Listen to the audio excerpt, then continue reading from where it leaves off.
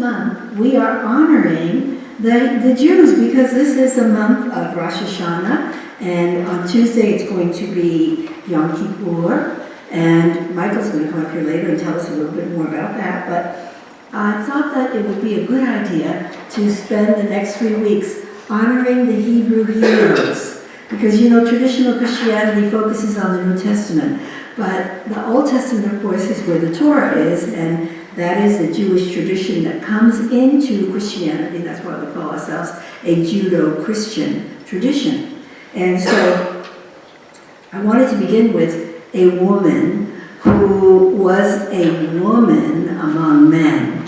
I can't say a woman among women, because she lived in a patriarchal society where women didn't think much of themselves. They didn't feel the power. They didn't stand up for what they believed in, because they would be squelched, because in that patriarchal society, they were below the cattle. So the cattle were more important to the society than the women. In fact, they were considered to have no souls. So here is a woman who is willing to stand up and be counted. And so I've always loved her.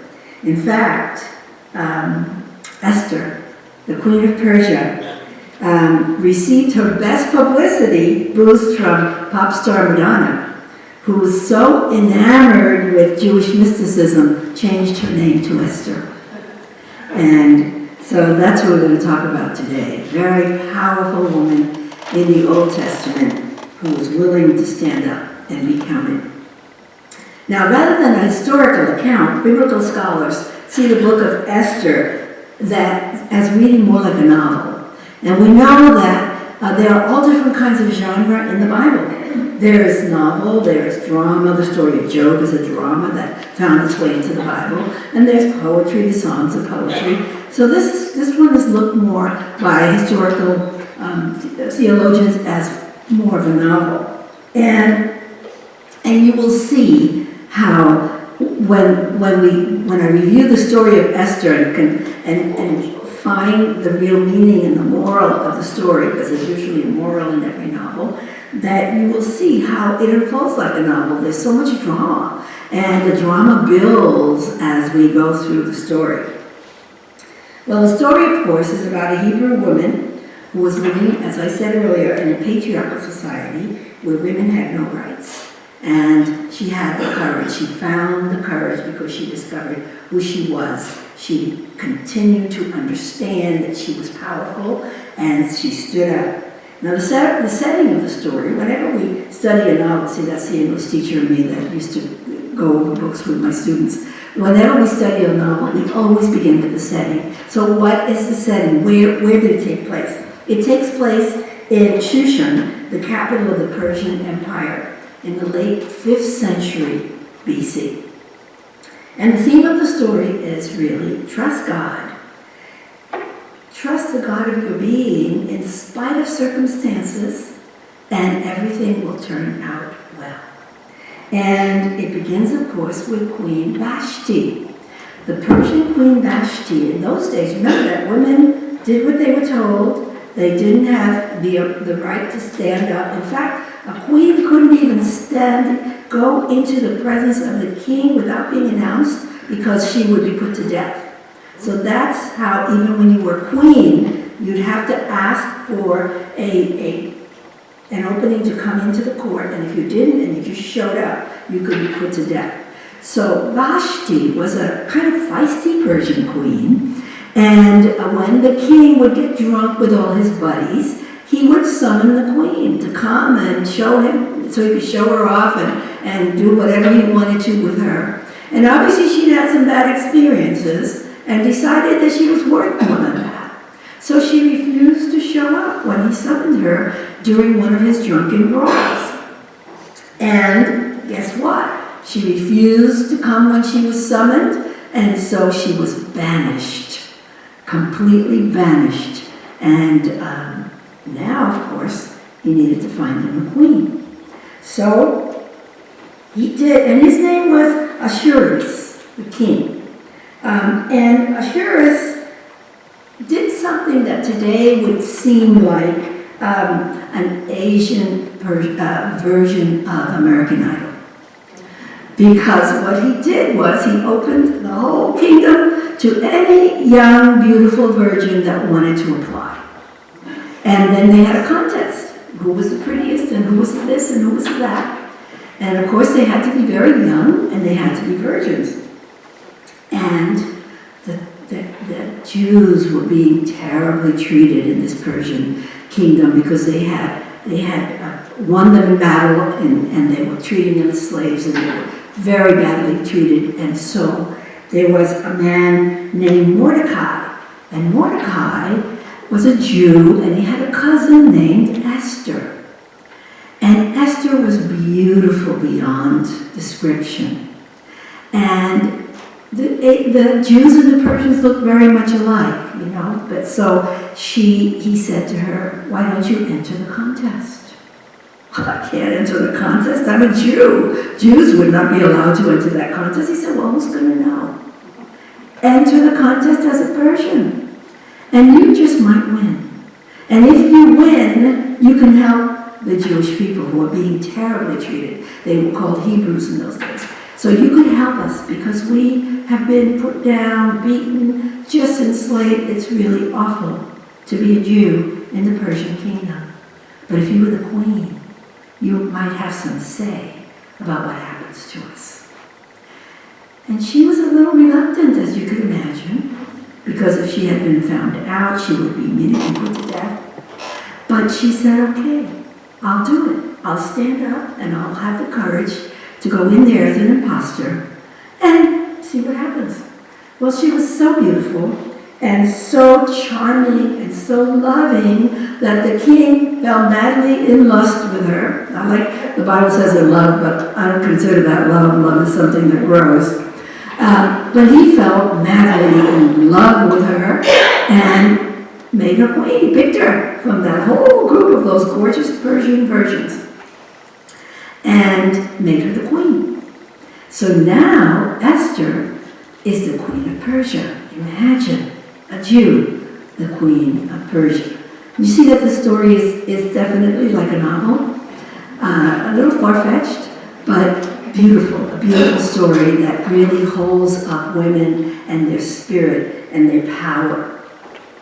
And so she's the queen, and one day her cousin Mordecai overhears a plot to kill the king. And he tells Esther. And so of course she tells the king and she saves his life. And the plot supposedly might have been among the Jews because they really did hate the king and they did hate the Persians. They had every right to do that because of the way they were treated. But anyway, she tells the king and saves his life. But wait, the plot thickens. The king had a prime minister named Haman. Now Haman really hated the Jews. And he was one of these prime ministers who was responsible for a lot of the bad treatment of the Jews. And he was convinced that it was the Jews who had plotted this thing against the king. And so he's very good friends with the king, as the prime minister usually is. And so he gets together with the king and he talks him into making a decree to destroy all the Jews, kill all the Jews in Persia. They got to get rid of them because they're going to have another plot. They're going to try to get you again, he's telling the king. And the king says, "Well, you're probably very wise and maybe we should do that." So he makes a decree that all the Jews on a certain day were to be destroyed. And now Mordecai is very upset, needless to say, and he comes to Esther and he says, "Esther, what can you do to save our people? You're the queen. There must be something you can do." And you could almost hear the conversation between them. You could just hear her saying, "But Mordecai, I can't let them know I'm a Jew. If I let them know I'm a Jew, I'm going to be murdered, and it's not going to help anybody." And he says, "Well, you know what? You need to listen to your guidance and do whatever you are guided to do." So I can imagine that Esther went within, she pivoted in, trying to see, how can I do this? What can I do to really help and save my people? On some level, she knew that she was going to have to tell that she was a Jew. But she was very cunning and very wise, because when you go within, remember, when you pivot in, you become wise. And so she knew that blurting that out wasn't going to help anybody. So she comes up with this wonderful plan. And the plan is she's going to make a feast, this incredible, fabulous feast, and invite the king and Haman, his prime minister, to the feast. And so she does, and they come. And they have this wonderful time. They just have this feast together, and they have a wonderful evening, and that's all. She doesn't mention anything. This was just the queen giving. And again, there's that law that we know that those who give will receive. And then at the end of the evening, they had such a wonderful time that she says, why don't you come again tomorrow night? And I'll have another feast for you. And it'll be even better than this feast. Well, the king was so full of Esther by this time, he couldn't wait till the following evening to come to the next feast. So he went home. And as happens to so many of us, when you're excited about something, there have been times when we've had services or something that have been so high, the energy's been so high, that I haven't been able to sleep. Have you ever experienced that? You get so much energy that you can't sleep. So this is what happened to him. He was having insomnia. He had had such a wonderful evening, probably had had a lot to drink, and that keeps you awake as well. And so there he was, wide awake. And because he was suffering from insomnia, he did what I always tell everybody to do. He decided to read a book. And so he got his servant to bring him the Book of Records. The Book of Records was like a diary that was written every day about every event that happened in Persia. So they could go back and see who did it and what happened and what did the king say and all of that.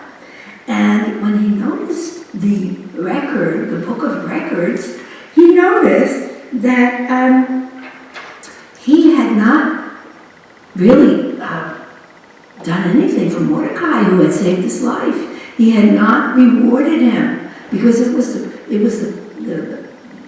the habit of the Persian king to always reward anybody who did anything wonderful. And so here he had not been rewarded at all. And so he said, well, you got to bring Mordecai. Haman, he says to Haman, call Haman, my prime minister. Haman, come on in here. So they go and get Haman. I imagine in the middle of the night, because when the king summoned you, you showed up, you didn't question it. And he says, what would you do? How would you reward someone who did something fabulous for you? I mean, fabulous, like the most wonderful thing that anybody could do for you. How would you reward them? And Haman's all puffed up because he's thinking, ooh, he's just called me in the middle of the night because I'm such a good friend of his and I'm such a great prime minister. He's going to do this for me. So Haman says, oh, I would dress him in the royal robes and I would parade him through the whole city with music going on and just celebrating him on the king's horse. And the king says, that's a great idea. I want you to do that for Mordecai. Can you imagine the look on Haman's face? And remember that Esther had walked into the king's court to invite him to this feast without being announced. So it had taken a lot of courage for her. In fact, when she was ready to walk in to the king's court, she said to Mordecai, if I perish, I perish. Because she knew that showing up at the king's court to invite him to a party or a feast without permission, without being summoned, was a death sentence. But she must have been so charming and so sweet. And you know what? She must have this great aura all around her that was so compelling that when she marched in there unannounced, the king invited her in and said to her, you know what? You can have anything you want. Anything. Just name it and you can have it.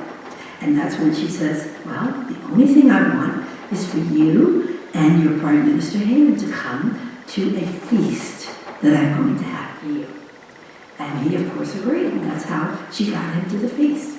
So this is all happening. This is an aside. The king's not sleeping. He calls Haman in, and he decides to do something wonderful for Mordecai. after that, then he goes to the second feast. And now she's got this incredible feast that's even better than the first one. And in that feast, she says to him that she is a Jew.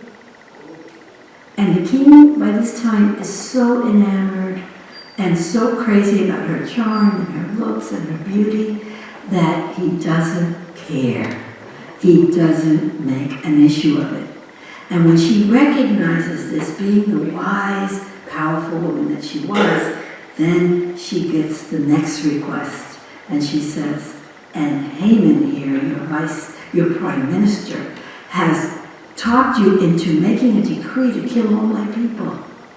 And I don't know what to do. I need you to help me with this because I don't want all my people to be destroyed.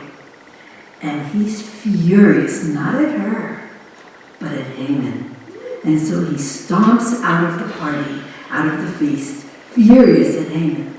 Now, in the days of kings, if the king was furious with you, it was a death sentence. So there was no talking him out of it. You're done. If the king doesn't like you, you're just done. So Haman goes to Esther's quarters, and he's bending over, begging her to save him, because he knew that only Esther could talk the king out of whatever the king had planned to do. And the king returns to Esther's quarters. Obviously, after this wonderful evening, he got over his anger and he came home, came back to Esther, and found Haman over the queen, begging her to save his life. And the king thought other things. He thought that was inappropriate. And he was furious. And he ordered that Haman be hanged on the very same gallows that Haman had erected for Mordecai. And so that part of the novel goes that way. Haman is hanged. But there's still a problem. And the problem is that when a Persian king decrees anything, it cannot be repealed. That was the Persian law. Once he stamped his ring on something, it could never be repealed. So what to do? He had already stamped his ring on the decree to kill all the Jews, and it couldn't be repealed. So he and Esther put their heads together and came up with a solution that could save the Jews, and did in fact save the Jews. And what it was that he said, okay, we will make a decree that on the day that the Jews are to be murdered, they could use arms and defend themselves. And so, probably lost a lot of Jews, but saved the Jews. So again, the Jews in history were saved one more time.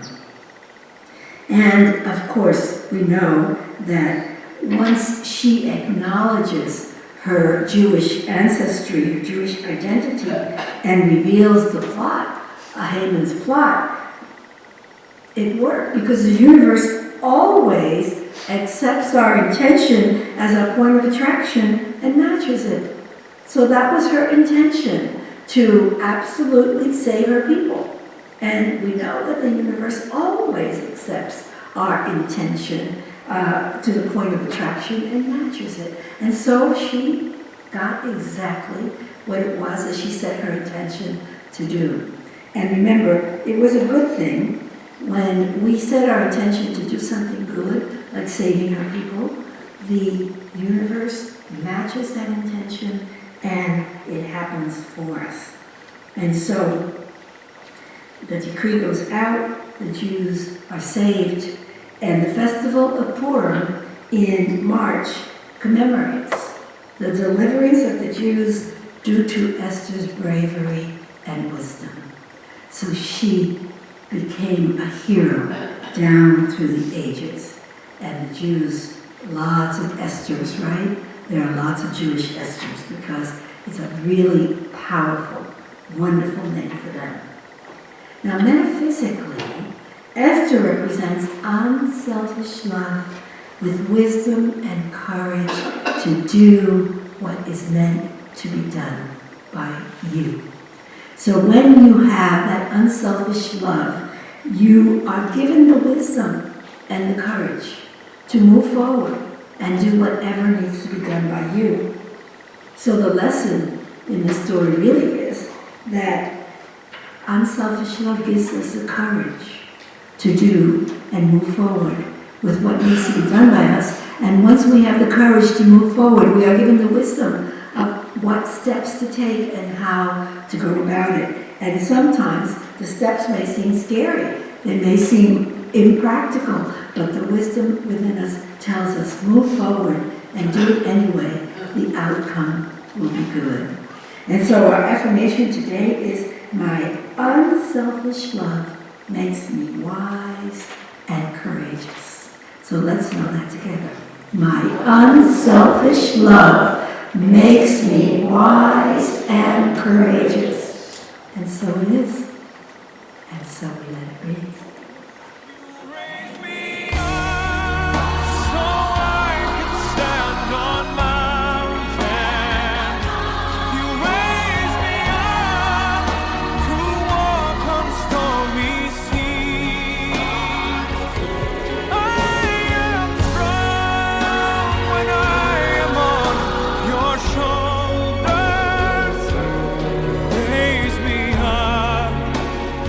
More than I